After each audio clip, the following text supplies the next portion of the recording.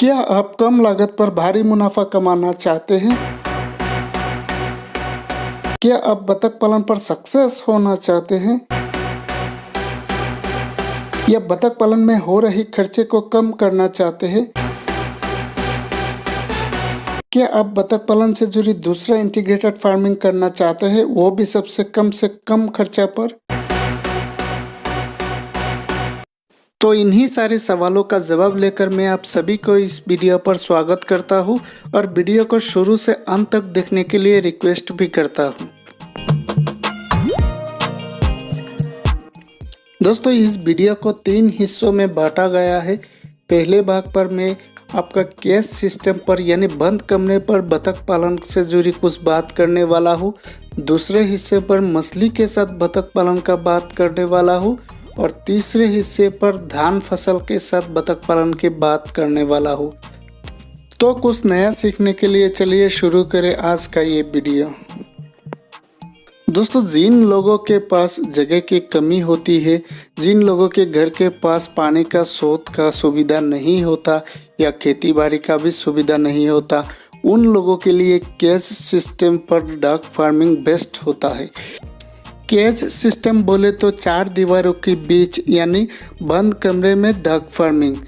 जिस तरह मुर्गियों का फार्म होता है, बिल्कुल उसी तरह एक घर के अंदर बतख को पाला जाता है। जी हाँ दोस्तों, बिना पानी के भी बतख पालन किया जा सकता है और बहुत सारे लोग करते हैं जिसके पास जगह कम होते हैं। तो आप भी इसी तरह चाहे तो अगर आपके पास जगह कम हो या पानी का सुविधा नहीं है तो इस तरह से आप भी बतख पालन कर सकते हैं। ये देखिए, ये मैं जो वीडियो पर फार्म दिखा रहा हूँ, ये 4 दीवारों के बीच आपके बतख को पालन किया जा रहा है। दिन में भी यही रहते हैं, रात को भी यही रहता है। मतलब आपको खान पान सभी कुछ इस 4 दीवारों के बीच में ही होता है। डे 1 से लेके मैच्योर होने तक यहाँ पर ही इन बतख को रखा जाएगा और यहाँ से डायरेक्ट सेल कर दिया जाएगा। तो इसी तरह क्या होता है कि आपका इस तरह फार्मिंग पर खान पान पर ज़्यादा ध्यान देना पड़ता है या आपका केयर एंड मैनेजमेंट पर थोड़ा ज़्यादा ध्यान देना पड़ता है।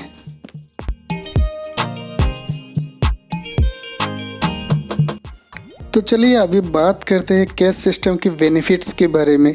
पहला बेनिफिट ये होता है कि कम जगह के लिए ये बेस्ट होता है। दूसरा ये होता है कि इसमें बहुत ही सिंपल तरीके से बतख को पाला जाता है। तीसरा कि शिकारी जीव जैसे कि आपका कुत्ता हो गया या बाज हो गया या नेवले हो गया, इन जीवों से बतख को बहुत ही आसानी से बचाया जा सकता है। चौथा बेनिफिट ये होता है कि अगर अंडे की बात करें तो अंडा एक ही जगह पर इकट्ठे आराम से मिल जाते हैं। और पांचवा कि वायरल आपका जितना भी डिजीज़ है, जितना भी बीमारियां हैं, उन बीमारियों से बतख को बचाया जा सकता है। तो अभी मैं बताता हूँ कि बतख और मछली को एक साथ पालने पर हमें क्या क्या फ़ायदा होता है। देखिए, बतख और मछली को एक साथ पालने पर बतख और मछली दोनों का ही फ़ायदा होता है। मतलब आपके कुछ फ़ायदे बतख के लिए भी होता है और कुछ फ़ायदे मछलियों का भी होता है। तो पहले बताता हूँ बतख का क्या क्या फ़ायदा होता है। पहला फ़ायदा ये होता है कि बतख की जो फूड होता है, जो चारा होता है, उन चारा में से 2 से 3% तक का जो प्रोटीन का सप्लाई है वो मछलियों की तालाब से बतख को मिल जाता है। तो दूसरा फ़ायदा ये होता है कि अगर हम केज पर बतख को पाले तो कम से कम 3 टाइम हमको खाना देना पड़ेगा। लेकिन अगर मछलियों के साथ किसी पॉन्ड में या तालाब में बतख को पाले तो कम से कम 1 टाइम खाना तो हमारा कम से कम आराम से बचेगा, यानी हमारा पैसा जो है वो राही होगा।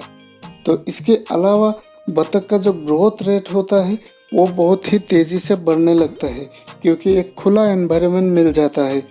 साथ ही साथ आपका जो वो पानी पर न्यूट्रियस प्लांट्स होता है, पौधा होता है, उन पौधे को बतख खा जाता है जिससे बतख का न्यूट्रिशन फिलअप हो जाता है। साथ ही आपका बतख का जो मीट है या एग प्रोडक्शन दोनों ही ज़्यादा हो जाता है। आपका बंद कमरे पर अगर 20 अंडे देकर गैप लेगा तो वहाँ पर 25 या 30 भी दे सकता है। इसके अलावा आपका बतख का जो जीवन काल होता है यानी सर्वाइवल रेट जो है वो ज़्यादा हो जाता है, कम से कम 3.5% तक बढ़ जाता है एक सर्वे के मुताबिक। तो चलिए अभी मैं बताता हूँ कि बतख और मछली को एक साथ पालने पर मछलियों का क्या क्या फ़ायदा होता है। देखिए हर रोज़ एक बतख कम से कम 20 से 30 ग्राम तक मल त्याग करता है। वो मल जो है वो मछलियों का डायरेक्ट खुराक बन जाता है, यानी मछलियाँ उसे खा जाते हैं। इसके अलावा अगर हम बात करें तो मछलियों के चारे के मामले में भी हमारा बहुत ज़्यादा पैसा जो है वो राही हो जाता है। तो मछलियों को बतख का मल मिलता है खाने के लिए, जिस वजह से मछलियाँ तेज़ी से बढ़ने लगता है। और एक खास बात कि बतख की मल का कुछ हिस्सा तालाब के नीचे जाकर पूरा सतह पर वो एक खाद बन जाता है, और उस खाद पर बहुत सारे आपका पानी में ये उगने वाला पौधा होता है, तो उन पौधों को मछलियाँ खाते हैं, जिससे मछलियों को न्यूट्रिशन मिल जाता है।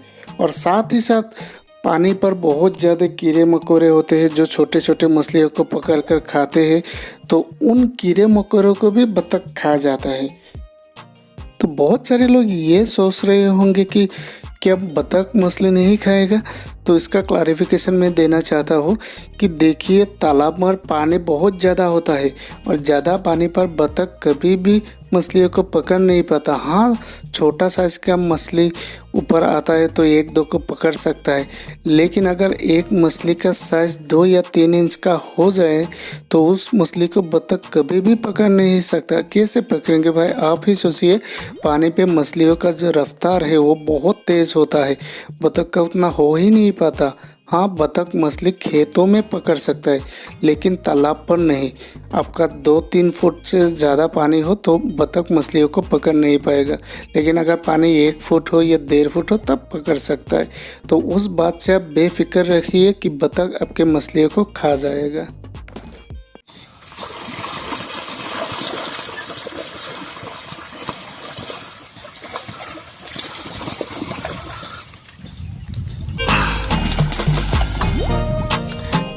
तो चलिए अभी बात करें कि धान खेती के साथ बतख के पालने का फ़ायदा क्या होता है। तो देखिए धान खेती के लिए भी पानी बहुत ज़रूरी है, और बतख के लिए भी। तो धान खेती पर पानी तो होता ही है, उन पानी पर बतख को छोड़ देने से या पालने से बहुत ज़्यादा फ़ायदा होता है। जैसे कि पहला, बतख को नेचुरल वातावरण मिल जाता है। तो नेचुरल वातावरण में क्या होता है कि खाना भी वो ढूंढ ढूंढ के खा जाता है, तो इसीलिए हमें खाने में बहुत ज़्यादा पैसा बच जाता है, हमारा बचत होता है पैसे का। इसके अलावा बतख को आपको वहाँ से प्रोटीन, कैल्शियम सब कुछ मिल जाता है, क्योंकि बतख जो है कीड़े को खाएंगे, मकोड़े को खाएंगे, छोटा मछली को खाएंगे। और इसके अलावा जो भी पौधा होता है पानी पर या धान खेती पर, बहुत सारी पौधों को भी बतख खा जाते हैं। तो बतख का जो मल है, तो मैंने पहले ही बोला था कि 20 से 30 ग्राम तक पर डे हर एक बतख मल त्याग करता है। तो उन मल आपका नेचुरल खाद बन जाता है, जो धान खेती के लिए बहुत उपयोगी माने जाते हैं। इसके अलावा धान खेती पर गीली ज़मीन पर जब बतख अपने ठोंठ से अपने पैरों से जो ज़मीन को ऊपर नीचे कर देता है, तो ये करने पर धान फसल का जो ग्रोथ है वो बहुत ज़्यादा हो जाता है, जिस वजह से हमें क्या होता है कि ग्रोथ के लिए जो फर्टिलाइज़र है तो वो यूज़ करना नहीं पड़ता। तो देखिए धान खेती के लिए केमिकल फर्टिलाइज़र नहीं चाहिए, इंसेक्टिसाइड्स यानी कीड़े मकोड़े मारने का दवा भी हमें नहीं चाहिए, वो काम तो बतख ही कर देता है।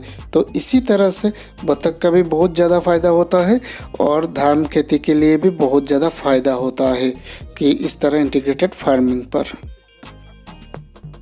तो दोस्तों वीडियो के अंत में मैं आप सभी को यही बताना चाहता हूँ कि अगर आप बतख पालन करते हैं तो बतख पालन के साथ दूसरा इंटीग्रेटेड फार्मिंग भी स्टार्ट कीजिए, चाहे मछली का हो या धान खेती का। उससे आपका बतख का भी फ़ायदा होगा, धान खेती का भी होगा, मछलियों का भी होगा। कहने का मतलब ये है कि आपके कम लागत पर बहुत ज़्यादा मुनाफा होगा। तो आज के लिए इतना ही। थैंक यू, धन्यवाद।